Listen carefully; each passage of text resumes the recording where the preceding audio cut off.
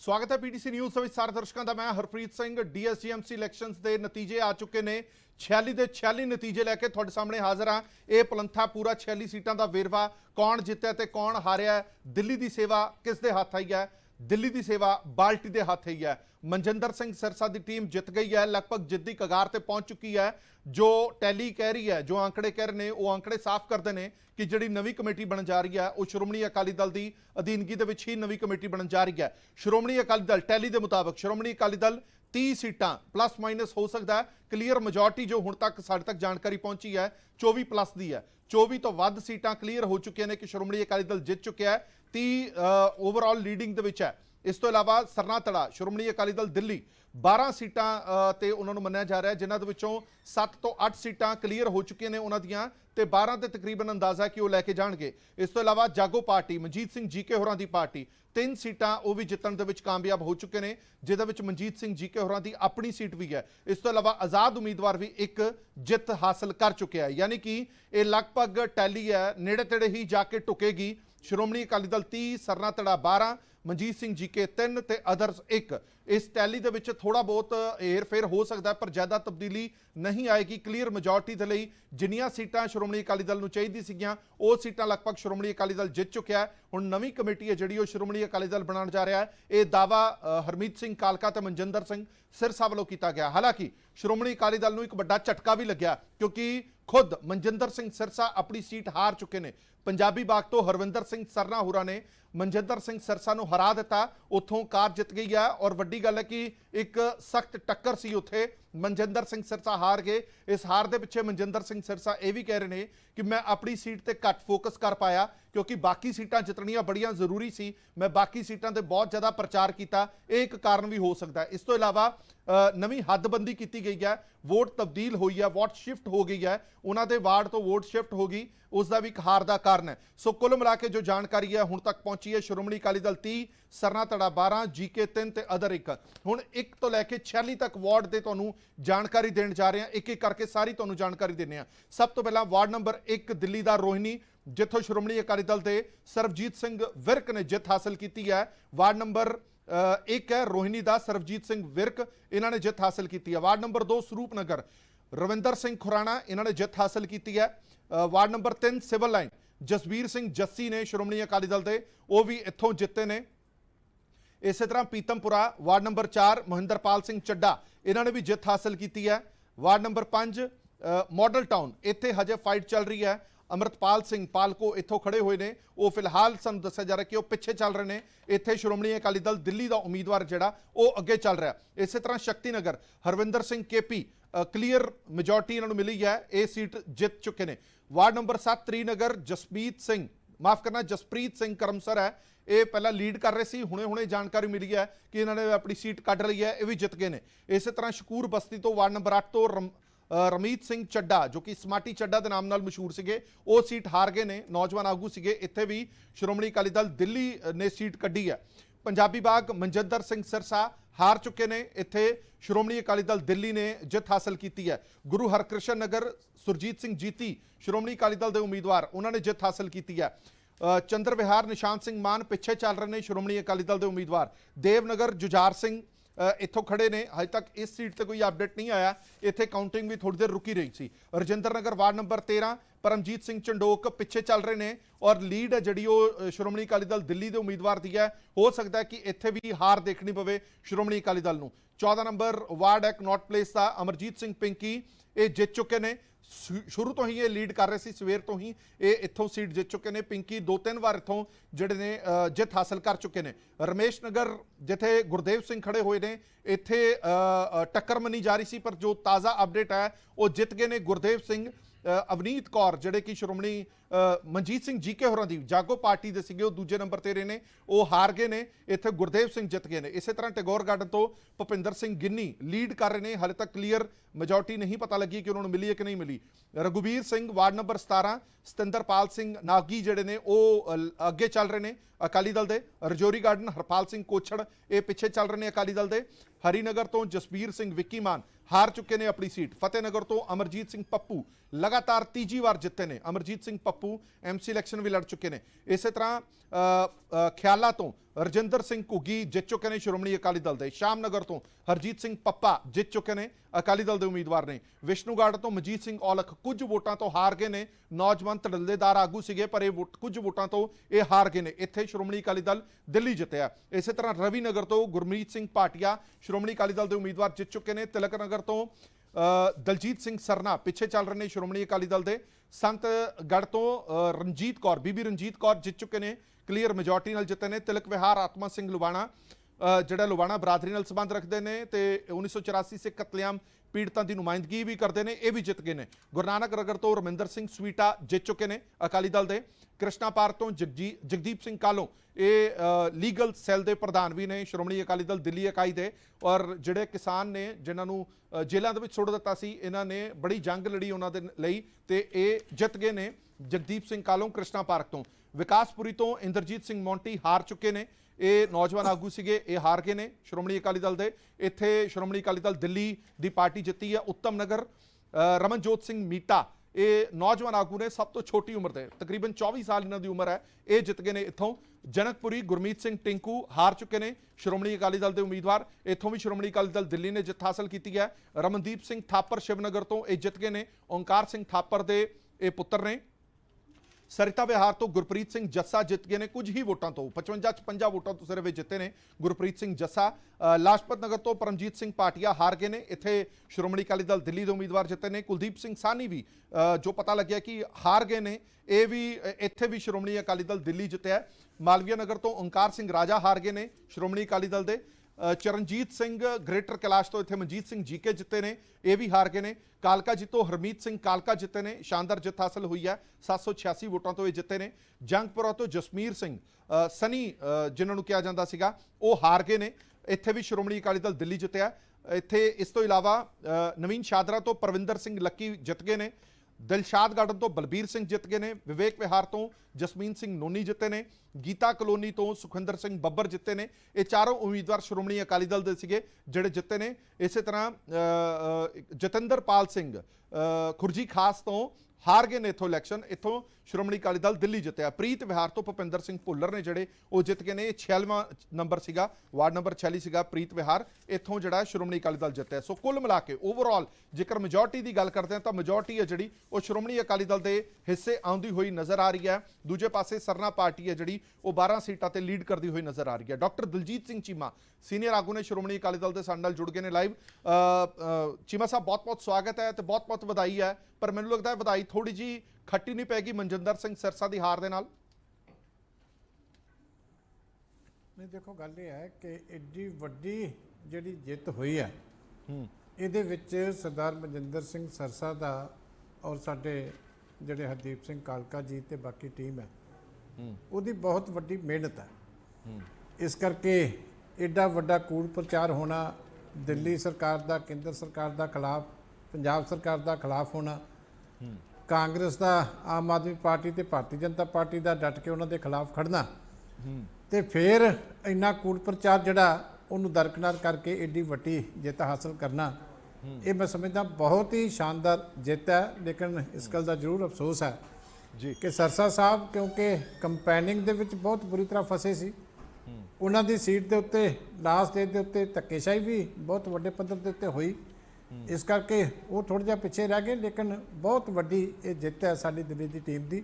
ਇਹਦੇ ਵਾਸਤੇ ਮੈਂ ਪ੍ਰਧਾਨ ਸ਼੍ਰੋਮਣੀ ਅਕਾਲੀ ਦਲ ਸਰਦਾਰ ਸੁਖਬੀਰ ਸਿੰਘ ਬਾਦਲ ਸਾਹਿਬ ਨੂੰ ਔਰ ਸਾਡੇ ਸਰਪੰਚ ਸਰਦਾਰ ਪ੍ਰਕਾਸ਼ ਸਿੰਘ ਜੀ ਬਾਦਲ ਸਾਹਿਬ ਨੂੰ ਜਿੱਥੇ ਵਧਾਈ ਪੇਸ਼ ਕਰਦਾ, ਉੱਥੇ ਦਿੱਲੀ ਦੀ ਸਾਰੀ ਸੰਗਤ ਦਾ ਮੈਂ ਧੰਨਵਾਦ ਕਰਦਾ ਕਿ ਉਹਨਾਂ ਨੇ ਚੰਗੀ ਸੇਵਾ ਜਿਹੜੀ ਸਾਡੀ ਟੀਮ ਨੇ ਕੀਤੀ ਸੀ ਉਹਨੂੰ ਫਲ ਲਾਇਆ ਔਰ ਜਿਹੜਾ ਕੂੜ ਪ੍ਰਚਾਰ ਸੀ, ਝੂਠ ਸੀ, ਉਹਨੂੰ ਦਰਕਨਾਰ ਕੀਤਾ। ਇਸ ਕਰਕੇ ਮੈਂ ਸਾਰੀ ਦਿੱਲੀ ਦੀ ਸੰਗਤ ਦਾ ਧੰਨਵਾਦ ਕਰਦਾ।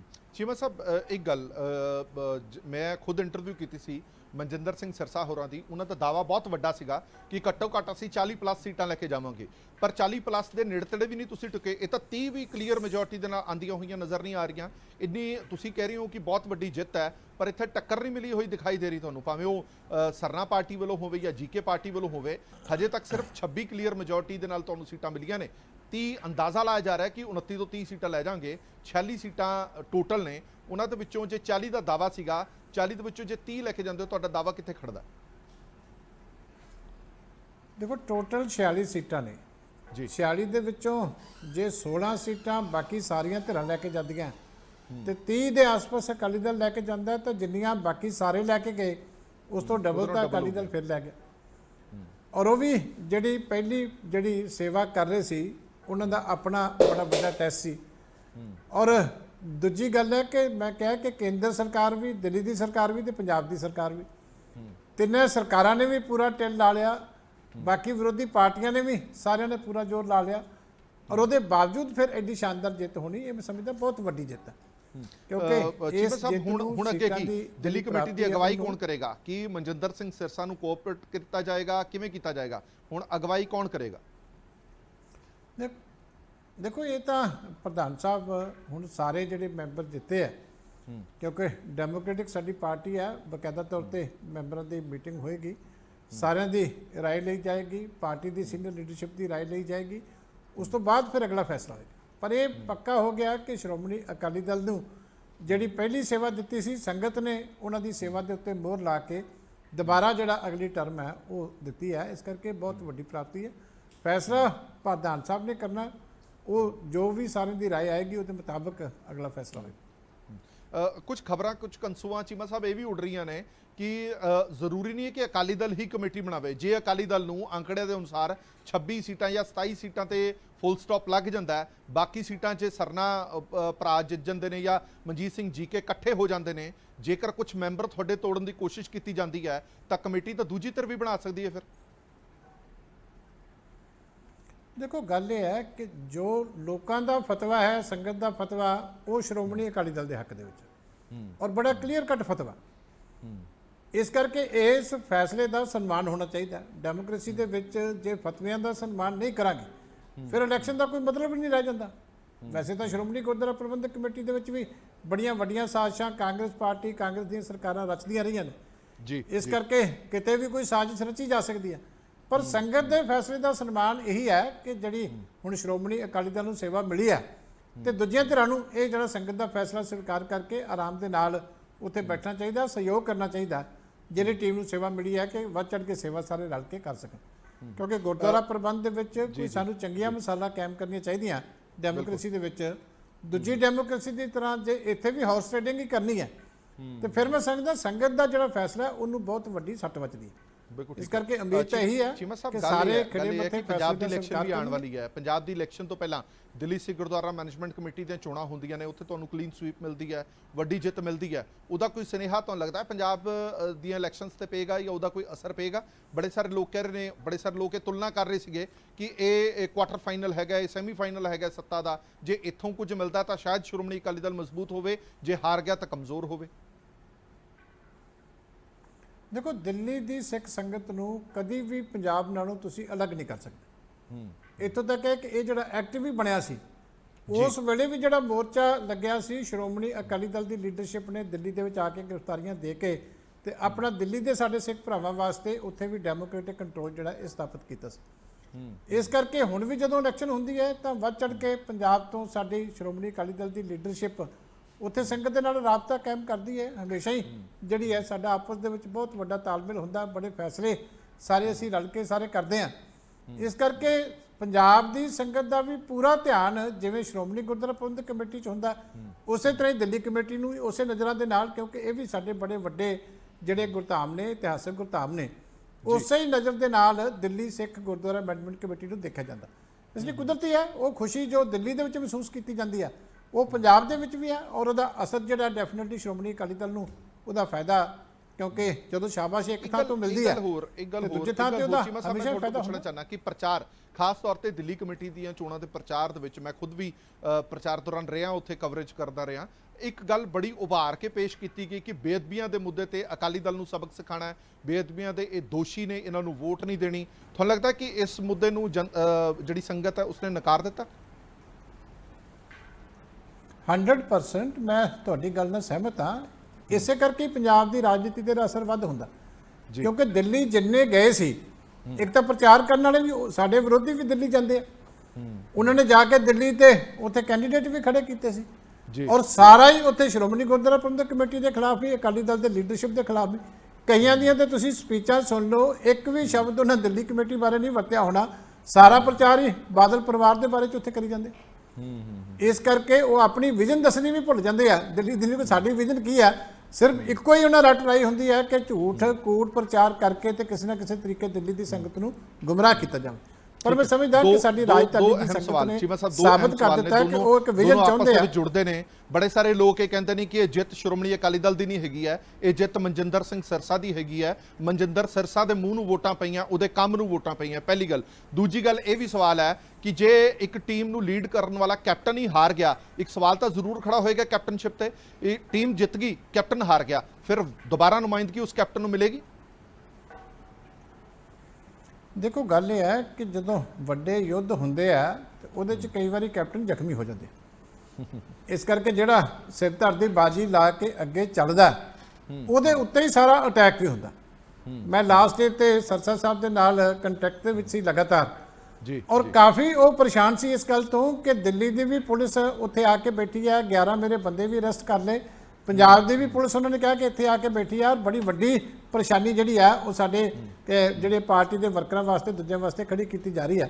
ਇਹ ਲਾਈਵ ਮੇਰਾ ਕਈ ਵਾਰੀ ਉਹਨਾਂ ਨਾਲ ਗੱਲਬਾਤ ਹੋਈ ਤੇ ਹਮੇਸ਼ਾ ਹੀ ਉਹ ਕਹਿ ਰਹੇ ਸੀ ਕਿ ਇਹਨਾਂ ਨੇ ਸ਼ਾਇਦ ਐਤਕੀ ਟਾਰਗੇਟ ਮੈਨੂੰ ਬਣਾ ਲਿਆ ਕਿ ਕਿਸੇ ਤਰੀਕੇ ਮੇਰੀ ਸੀਟ ਦੀ ਜਿਹੜੀ ਪੋਲਿੰਗ ਹੈ ਇਹਨੂੰ ਪ੍ਰਭਾਵਿਤ ਕਰਨਾ, ਇੱਥੇ ਡਰ ਦਾ ਦਹਿਸ਼ਤ ਦਾ ਮਾਹੌਲ ਪੈਦਾ ਕੀਤਾ ਜਾ ਰਿਹਾ। ਔਰ ਮੈਂ ਸਮਝਦਾ ਕਾਫੀ ਸੱਚਾਈ ਜਿਹੜੀ ਆ ਰਿਜ਼ਲਟ ਤੋਂ ਬਾਅਦ ਉਸ ਜਿਹੜੀ ਉਹਨਾਂ ਦੀ ਚਿੰਤਾ ਸੀ ਉਹਦੇ 'ਚ ਨਜ਼ਰ ਆਉਂਦੀ ਆ। ਪਰ ਕੋਈ ਗੱਲ ਨਹੀਂ, ਕਿਉਂਕਿ ਇੱਕ ਕੰਮ ਦੇ ਉੱਤੇ ਵੋਟ ਪਈ ਹੈ ਔਰ ਕੰਮ ਕਰਨ ਵਾਲਿਆਂ ਦੇ ਵਿੱਚ ਪ੍ਰਧਾਨ ਮੇਰਾ ਸਵਾਲ ਇਹਦੇ ਨਾਲ ਹੀ ਜੁੜਦਾ ਸੀਗਾ, ਇਹ ਵੋਟ ਸ਼੍ਰੋਮਣੀ ਅਕਾਲੀ ਦਲ ਨੂੰ ਪਈ ਹੈ ਜਾਂ ਮਨਜਿੰਦਰ ਸਿਰਸਾ ਦੇ ਮੂੰਹ ਨੂੰ ਪਈ ਹੈ? ਨਹੀਂ, ਦੇਖੋ ਗੱਲ ਇਹ ਹੈ ਕਿ ਪਾਰਟੀ ਹਮੇਸ਼ਾ ਮਾਂ ਹੁੰਦੀ ਹੈ। ਸ਼ੁਰੂ ਤੋਂ ਲੈ ਕੇ ਪਿਛਲੀ ਜੇ ਇਲੈਕਸ਼ਨ ਲੜੀ ਸੀ ਤੇ ਉਹ ਵੀ ਸ਼੍ਰੋਮਣੀ ਅਕਾਲੀ ਦਲ ਦੀਆਂ ਟਿਕਟਾਂ ਦੇ ਉੱਤੇ ਸਾਰਿਆਂ ਨੇ ਇਲੈਕਸ਼ਨ ਲੜੀ ਸੀ। ਅਕਾਲੀ ਦਲ ਹੀ ਮੋਹਰੀ ਹੋ ਕੇ ਇਲੈਕਸ਼ਨ ਲੜਦਾ ਤੇ ਹੁਣ ਵੀ ਅਕਾਲੀ ਦਲ ਦੇ ਨਾਂ ਦੇ ਉੱਤੇ ਹੀ ਇਲੈਕਸ਼ਨ ਲੜੀ ਗਈ। ਇਸ ਕਰਕੇ ਇਹ ਗੱਲ ਵੱਖਰੀ ਹੈ ਕਿ ਐਤਕੀ ਫਰਕ ਸੀ ਕੋਵਿਡ ਕਰਕੇ ਕਿ ਵੱਡੇ ਜਲਸੇ ਨਹੀਂ ਹੋਏ, ਕਿਉਂਕਿ ਸੀਨੀਅਰ ਲੀਡਰਸ਼ਿਪ ਤਾਂ ਜਾਂਦੀ ਹੁੰਦੀ ਹੈ ਪਾਰਟੀ ਪ੍ਰਧਾਨ ਜੇ ਵੱਡੇ ਜਲਸਿਆਂ ਨੂੰ ਸੰਬੋਧਨ ਕਰਨਾ ਹੋਵੇ। ਤੇ ਐਤਕੀ ਉਹਨਾਂ ਦੀ ਮੰਗ ਸੀ ਕਿ ਐਤਕੀ ਡੋਰ ਟੂ ਡੋਰ ਪ੍ਰਚਾਰ ਜ਼ਿਆਦਾ, ਸਾਨੂੰ ਯੰਗ ਲੀਡਰਸ਼ਿਪ ਜਿਹੜੀ ਹੈ ਜ਼ਿਆਦਾ ਆਵੇ। ਯੂਥ ਦੀ ਜ਼ਿਆਦਾ ਡਿਮਾਂਡ ਸੀ ਕਿ ਦੂਰ ਦੂਰ ਵੋਟਾਂ ਨੇ ਭੱਜ ਦੌੜ ਜ਼ਿਆਦਾ ਕਰਨੀ ਪੈਂਦੀ ਹੈ, ਪੌੜੀਆਂ ਚੜ੍ਹਨੀਆਂ ਪੈਂਦੀਆਂ। ਇਸ ਕਰਕੇ ਜਿਸ ਤਰ੍ਹਾਂ ਦੀ ਉਹਨਾਂ ਦੀ ਡਿਮਾਂਡ ਸੀ, ਸਾਰੀ ਲੀਡਰਸ਼ਿਪ ਹਰ ਵਾਰਡ ਦੇ ਵਿੱਚ ਆਪਣੀਆਂ ਡਿਊਟੀਆਂ ਪੂਰੀਆਂ ਕਰਕੇ ਆਈ ਹੈ। ਪਰ ਕਿਉਂਕਿ ਵੱਡੇ ਜਲਸੇ ਕੋਵਿਡ ਕਰਕੇ ਹੋ ਨਹੀਂ ਸਕਦੇ ਸੀ ਦਿੱਲੀ 'ਚ, ਪ੍ਰਚਾਰ ਐਤਕੀ ਕੋਈ ਵੱਖਰੀ ਤਰ੍ਹਾਂ ਦਾ ਸੀ। ਇਸ ਕਰਕੇ ਕੁਦਰਤੀ ਗੱਲ ਹੈ ਕਿ ਪ੍ਰਧਾਨ ਦਾ ਜਾਣਾ ਜਾਂ ਬੀਬੀ ਜਗੀਰ ਕੌਰ ਜੀ ਦਾ ਜਾਣਾ ਜਾਂ ਬਾਕੀ ਸੀਨੀਅਰ ਲੀਡਰਾਂ ਦਾ ਜਾਣਾ ਸੰਭਵ ਨਹੀਂ ਸੀ, ਨਾ ਜ਼ਰੂਰ ਸੀ। ਇਸ ਕਰਕੇ ਵਰਕਰ ਟਾਈਪ ਇਲੈਕਸ਼ਨ ਸੀ ਐਤਕੀ ਔਰ ਉਹਦੇ ਵਾਸਤੇ ਯੰਗ ਐਕਟਿਵ ਟੀਮ ਪਾਰਟੀ ਦੀ ਜਿਹਦੀ ਉਹਨਾਂ ਨੇ ਲੋੜ ਮਹਿਸੂਸ ਕੀਤੀ, ਉਹ ਸਾਰੇ ਉੱਥੇ ਆਪਣੀ ਕੋਆਰਡੀਨੇਸ਼ਨ ਦੇ ਨਾਲ ਉਹਨੇ ਆਪਣੀ ਸੇਵਾ ਕਰਕੇ ਆਏ ਆ, ਸੰਗਤ ਅੱਗੇ ਹੱਥ ਜੋੜ ਕੇ ਆਏ ਆ। ਇਸ ਕਰਕੇ ਉਹ ਸਾਡੀ ਡਿਊਟੀ ਬਣਦੀ ਸੀ, ਫਰਜ਼ ਬਣਦਾ ਸੀ, ਕਿਉਂਕਿ ਇਹਦੇ ਵਾਸਤੇ ਇਸ ਕਮੇਟੀ ਨੂੰ ਬਣਾਉਣ ਵਾਸਤੇ ਕੁਰਬਾਨੀਆਂ ਜਿਹੜੀਆਂ ਸ਼੍ਰੋਮਣੀ ਅਕਾਲੀ ਦਲ ਨੇ ਕੀਤੀਆਂ ਹੋਈਆਂ। ਇਸ ਕਰਕੇ ਜਦੋਂ ਜਿੱਤ ਹੁੰਦੀ ਹੈ ਸਿਹਰਾ ਹਮੇਸ਼ਾ ਪ੍ਰਧਾਨ ਦੇ ਸਿਰ ਹੁੰਦਾ, ਬਾਕੀ ਸਾਰੀ ਟੀਮ ਨੂੰ ਸ਼ਾਬਾਸ਼ ਹੈ, ਕਿਉਂਕਿ ਉਹਨਾਂ ਨੇ ਮੁਸ਼ਕਲ ਹਾਲਾਤਾਂ ਦੇ ਵਿੱਚ, ਕੋਵਿਡ ਦੇ ਵਿੱਚ, ਕਿਸਾਨ ਅੰਦੋਲਨ ਦੇ ਵਿੱਚ ਜਿਹੜੀ ਸੇਵਾ ਕੀਤੀ ਆ, ਉਹਦੇ ਵਾਸਤੇ ਟੀਮ ਨੂੰ ਸ਼ਾਬਾਸ਼ ਹੈ। ਪਾਰਟੀ ਦਾ ਸਿਰ ਉਹਨਾਂ ਨੇ ਉੱਚਾ ਕੀਤਾ, ਇਸ ਕਰਕੇ ਸਾਰਿਆਂ ਨੂੰ ਸਿਰ ਜ਼ਿਆਦਾ।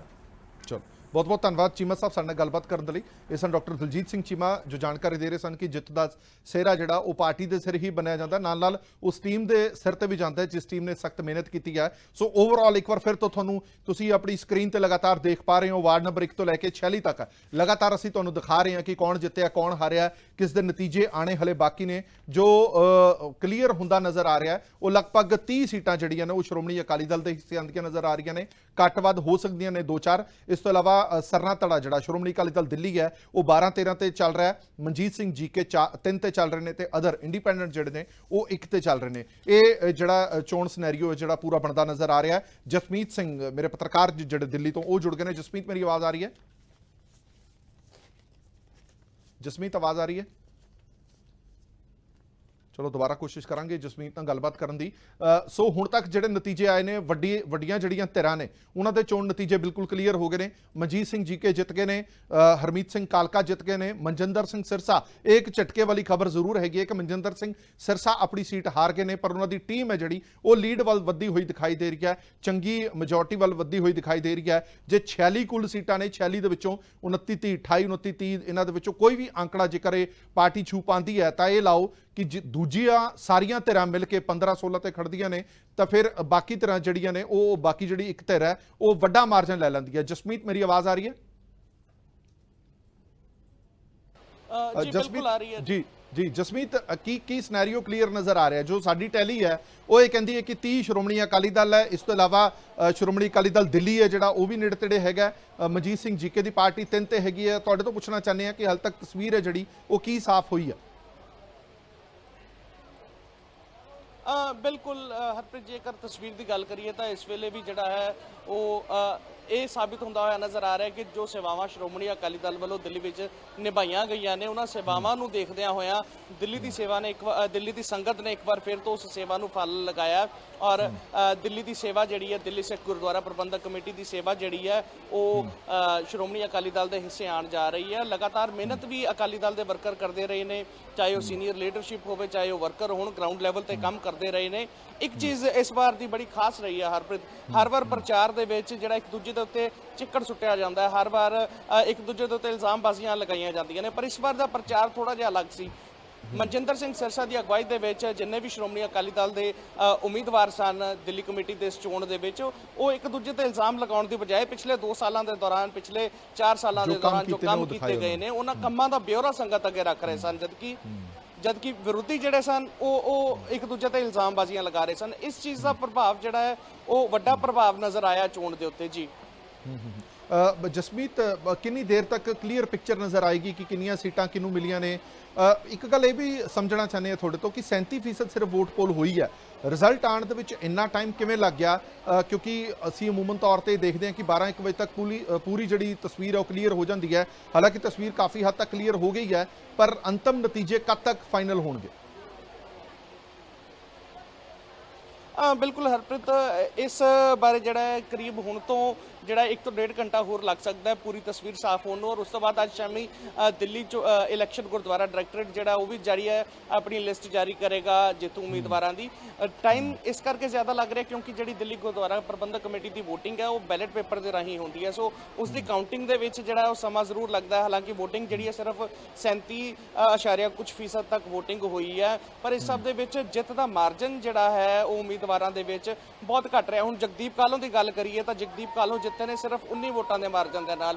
ਉਹਨਾਂ ਦੀ VOTING ਜਿਹੜੀ ਹੈ, ਉਹਨਾਂ ਦੀਆਂ ਜਿਹੜੀਆਂ ਬੈਲਟ ਪੇਪਰ ਸਨ ਉਹਨਾਂ ਦੀ 3 ਵਾਰ ਕਾਊਂਟਿੰਗ ਕੀਤੀ ਗਈ ਹੈ। ਜਿਹੇ ਸਥਿਤੀ ਕਈ ਵੋਟਾਂ ਦੇ ਵਿੱਚ ਬਣੀ, ਜਿਸ ਤੋਂ ਬਾਅਦ ਤਸਵੀਰਾਂ ਵੀ ਕੁਝ ਦੇਖ ਪਾ ਰਹੇ ਹਾਂ, ਜੇਕਰ ਤੁਸੀਂ ਕੋਈ ਤਸਵੀਰਾਂ ਦਿਖਾ ਪਾਓ ਤਾਂ ਪਿੱਛੇ ਜਕਾਰੇ ਦੀਆਂ ਆਵਾਜ਼ਾਂ ਵੀ ਆ ਰਹੀਆਂ ਨੇ। ਬਿਲਕੁਲ, ਜਿਹੜੇ ਇਸ ਵੇਲੇ ਹਰਵਿੰਦਰ ਸਿੰਘ ਸਰਨਾ ਇੱਥੋਂ ਜਿੱਤ ਕੇ ਗਏ ਨੇ, ਆਖਰੀ ਉਮੀਦਵਾਰ ਸਨ ਜਿਹੜੇ ਇਸ ਕਾਊਂਟਿੰਗ ਸੈਂਟਰ ਦੇ, ਉਹ ਜਕਾਰਿਆਂ ਦੀ ਗੂੰਜ ਦੇ ਵਿੱਚ ਇੱਥੋਂ ਰਵਾਨਾ ਹੋਏ ਨੇ। ਹਾਲਾਂਕਿ ਸੰਗਤ ਜਿਹੜੀ ਹੈ, ਕਿਉਂਕਿ ਇੱਥੋਂ 200 ਤੋਂ 300 ਮੀਟਰ ਦੀ ਦੂਰੀ ਤੱਕ ਜਿਹੜੀ ਹੈ ਖੜੀ ਹੈ, ਇਸ ਕਾਊਂਟਿੰਗ ਸੈਂਟਰ ਨੂੰ ਜਿਹੜਾ 200 ਮੀਟਰ ਪਹਿਲਾਂ ਹੀ ਸੀਲ ਕਰ ਦਿੱਤਾ ਗਿਆ ਸੀ। ਹਰਵਿੰਦਰ ਸਿੰਘ ਸਰਨਾ ਹੁਣੇ ਰਵਾਨਾ ਹੋਏ ਨੇ, ਉਸ ਤੋਂ ਬਾਅਦ ਉਹ ਅੱਗੇ ਜਾ ਕੇ ਆਪਣੇ ਸਾਥੀਆਂ ਨੂੰ ਮਿਲਣਗੇ, ਜਦਕਿ ਅਕਾਲੀ ਦਲ ਦੀ ਟੀਮ ਜਿਹੜੀ ਆ ਗੁਰੂ ਚਰਨਾਂ ਦੇ ਵਿੱਚ ਨਤਮਸਤਕ ਹੋਏਗੀ ਔਰ ਨਾਲ ਹੀ ਜਿਹੜਾ ਹੈ ਪਾਰਟੀ ਹਾਈ ਕਮਾਂਡ ਨੂੰ ਜਿਹੜੀ ਹੈ ਉਹ ਸਾਰੀ ਸਥਿਤੀ ਬਾਰੇ ਜਾਣਕਾਰੀ ਦੇਗੀ। ਜੀ ਹਰਪ੍ਰੀਤ, ਚਲੋ ਬਿਲਕੁਲ ਜਸਮੀਤ, ਬਹੁਤ ਬਹੁਤ ਧੰਨਵਾਦ ਸਾਰੀ ਤਮਾਮ ਜਾਣਕਾਰੀ ਦੇਣ ਦੇ ਲਈ। ਸੋ ਕੁਝ ਜਿਹੜੇ ਉਮੀਦਵਾਰ ਜਿੱਤੇ ਨੇ, ਸ਼੍ਰੋਮਣੀ ਅਕਾਲੀ ਦਲ ਦੇ ਕੁਝ ਉਮੀਦਵਾਰ ਜਿੱਤੇ ਨੇ, ਉਹਨਾਂ ਨੇ ਸੰਗਤ ਦਾ ਸ਼ੁਕਰਾਨਾ ਵੀ ਕੀਤਾ ਹੈ, ਰੱਬ ਦਾ ਸ਼ੁਕਰਾਨਾ ਵੀ ਕੀਤਾ ਹੈ, ਔਰ ਨਾਲ ਹੀ ਕਿਹਾ ਕਿ ਇਹ ਜਿੱਤ ਹੈਗੀ ਹੈ ਜਿਹੜੇ ਅਸੀਂ ਕੰਮ ਕੀਤੇ ਨੇ 2 ਸਾਲਾਂ ਦੇ ਵਿੱਚ, ਇਹ ਉਹਦੀ ਜਿੱਤ ਹੈਗੀ ਹੈ ਜੋ ਸੰਗਤਾਂ ਦੇ ਵਿੱਚ ਅਸੀਂ ਵਿਚਰਦੇ ਰਹੇ ਹਾਂ, ਜੋ ਧਰਮ ਦੇ ਪ੍ਰਚਾਰ ਤੇ ਪ੍ਰਸਾਰ ਲਈ ਕੰਮ ਕੀਤੇ ਨੇ, ਉਹ ਜਿੱਤ ਹੈਗੀ ਹੈ। ਤੁਹਾਨੂੰ ਉਹਨਾਂ ਦੀਆਂ ਕੁਝ ਬਾਈਟਸ, ਕੁਝ ਇੰਟਰਵਿਊ ਨੇ, ਉਹ ਵੀ ਸੁਣਾ ਦਿੰਦੇ ਹਾਂ। ਖਾਲਸਾ ਵਾਹਿਗੁਰੂ ਜੀ ਕੀ ਫਤਿਹ। ਮੈਂ ਧੰਨਵਾਦੀ ਹਾਂ ਵਾਰਡ ਨੰਬਰ 46 ਦੀ ਸੰਗਤ ਦਾ, ਜਿਨ੍ਹਾਂ ਨੇ ਇੱਕ ਵਾਰੀ ਫਿਰ ਮੈਨੂੰ ਆਪਣਾ ਪਿਆਰ ਬਖਸ਼ ਕੇ ਅੱਜ ਦੁਬਾਰਾ ਸੇਵਾ ਕਰਨ ਦਾ ਮੌਕਾ ਦਿੱਤਾ ਹੈ, ਔਰ ਮੈਂ ਬਹੁਤ ਬਹੁਤ ਧੰਨਵਾਦ ਕਰਦਾ ਹਾਂ ਸਰਦਾਰ ਪ੍ਰਕਾਸ਼ ਸਿੰਘ ਬਾਦਲ ਜੀ ਦਾ, ਸਰਦਾਰ ਸੁਖਬੀਰ ਸਿੰਘ ਬਾਦਲ, ਸਰਦਾਰ ਮਨਜਿੰਦਰ ਸਿੰਘ ਸਿਰਸਾ, ਸਰਦਾਰ ਹਰਮੀਤ ਸਿੰਘ ਕਾਲਕਾ ਜੀ ਦਾ, ਜਿਨ੍ਹਾਂ ਨੇ ਮੈਨੂੰ ਮੇਰੇ ਤੇ ਵਿਸ਼ਵਾਸ ਰੱਖ ਕੇ ਮੈਨੂੰ ਟਿਕਟ ਦਿੱਤੀ ਸੀ, ਔਰ ਅੱਜ ਮੈਂ ਇਹ ਜਿਹੜੀ ਸੀਟ ਹੈਗੀ ਹੈ ਵਾਰਡ ਨੰਬਰ 46 ਦੀ ਜਿੱਤ ਕੇ ਸ਼੍ਰੋਮਣੀ ਅਕਾਲੀ ਦਲ ਦੀ ਝੋਲੀ ਦੇ ਵਿੱਚ ਪਾਈ ਹੈ। ਮੈਂ 6 ਵੋਟਾਂ ਤੋਂ ਜਿੱਤ ਹਾਸਿਲ ਕੀਤੀ ਹੈ। ਤੁਸੀਂ ਇਹ ਹਿਸਾਬ ਲਾ ਸਕਦੇ ਹੋ ਕਿ ਜਿਹੜੀ 6 ਵੋਟਾਂ ਤੋਂ ਜਿੱਤ ਹੈਗੀ ਆ, ਇਹਦਾ ਅਲੱਗ ਹੀ ਮੈਨੂੰ ਮਜ਼ਾ ਸੀ, ਔਰ ਇੰਨਾ ਜ਼ਿਆਦਾ ਟਫ ਫਾਈਟ ਹੈਗੀ ਸੀ। ਪਰ ਲੇਕਿਨ ਮੈਂ ਫਿਰ ਵੀ ਇੱਕ ਗੱਲ ਕਹਾਂਗਾ ਕਿ ਜਿਹੜੇ ਪਰਿਵਾਰਾਂ ਨੇ ਮੈਨੂੰ ਵੋਟਾਂ ਪਾਈਆਂ, ਮੈਂ ਉਹਨਾਂ ਦਾ ਵਿਸ਼ਵਾਸ ਖਰਾਬ ਨਹੀਂ ਹੁੰਦਾ। ਮੈਂ ਗੁਰੂ ਤੇਗ ਬਹਾਦਰ ਮਹਾਰਾਜ ਜੀ ਦਾ ਦਿਲੋਂ ਧੰਨਵਾਦ ਕਰਦੀ ਹਾਂ, ਜਿਨ੍ਹਾਂ ਨੇ ਮੈਨੂੰ ਇਹ ਸੇਵਾ ਬਖਸ਼ੀ, ਤੇ ਸਾਰੀ ਸਾਧ ਸੰਗਤ ਦਾ ਦਿਲ ਤੋਂ ਧੰਨਵਾਦ ਕਰਨੀ ਆ ਜਿਨ੍ਹਾਂ ਨੇ ਇਹ ਸੇਵਾ ਮੈਨੂੰ ਬਖਸ਼ੀ ਹੈ। ਵਾਹਿਗੁਰੂ, ਜ਼ਰੂਰਤਮੰਦੋਂ ਦੀ ਸੇਵਾ ਕਰਾਂਗੀ। 45 ਵਾਟ ਬਹੁਤ ਖੁਸ਼ੀ ਦੀ ਗੱਲ ਹੈ, ਸੱਚਾਈ ਦੀ ਜਿੱਤ ਹੋਈ ਹੈ, ਔਰ ਮੈਂ ਬਹੁਤ ਧੰਨਵਾਦ ਕਰਦੀ ਹਾਂ ਜਿਨ੍ਹਾਂ ਨੇ ਮੈਨੂੰ ਇੰਨਾ ਮਾਣ ਬਖਸ਼ਿਆ ਹੈ, ਉਹਨਾਂ ਨੇ ਮੈਨੂੰ ਵੋਟਾਂ ਪਾਈਆਂ। ਮੈਂ ਆਪਣੇ ਇਲਾਕੇ ਦੀ ਸੰਗਤ ਦਾ ਬਹੁਤ ਬਹੁਤ ਧੰਨਵਾਦ ਕਰਦੀ ਹਾਂ, ਜਿਨ੍ਹਾਂ ਨੇ ਇੱਕ ਵੋਟ ਪਾਈ ਹੈ ਨਾ, ਮੈਨੂੰ ਸਾਰੀ ਜ਼ਿੰਦਗੀ ਮੈਂ ਉਹਨਾਂ ਦਾ ਦੇਣਾ ਨਹੀਂ ਦੇ ਸਕਦੀ। ਇੰਨਾ ਉਹਨਾਂ ਨੇ